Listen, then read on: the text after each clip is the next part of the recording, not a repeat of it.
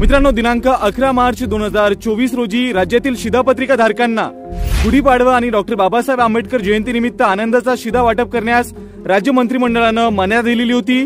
त्याबाबतचा शासन निर्णय अखेर काल निर्गमित करण्यात आलेला आहे। तर या शासन निर्णयाचा आढावा थोडक्यात या व्हिडिओमध्ये घेऊयात।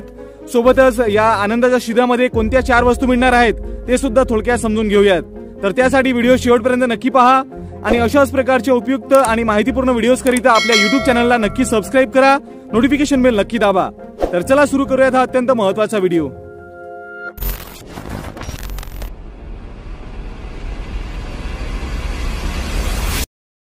मित्रांनो, लक्ष्य निर्धारित सार्वजनिक वितरण व्यवस्थेअंतर्गत राज्यातील पात्र शिधापत्रिका धारकांना सन 2024च्या गुढीपाडवा, डॉक्टर बाबासाहेब आंबेडकर जयंती इत्यादी सणानिमित्त आनंदाचा शिधा वितरित करण्यासंदर्भात दिनांक 15 मार्च 2024 रोजी शासन निर्णय निर्गमित करण्यात आलेला आहे।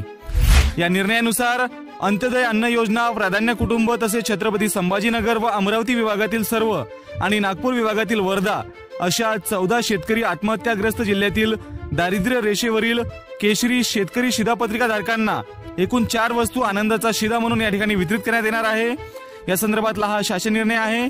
तर एकूण 1,24,24,637 शिधापत्रिका धारकांना हा जो आनंदाचा शिधा आहे तो दिला जाणार आहे। तर यामध्ये रवा 1 किलो हा दिला जाणार आहे। त्यानंतर चना डाळ 1 किलो या ठिकाणी दिली जाईल।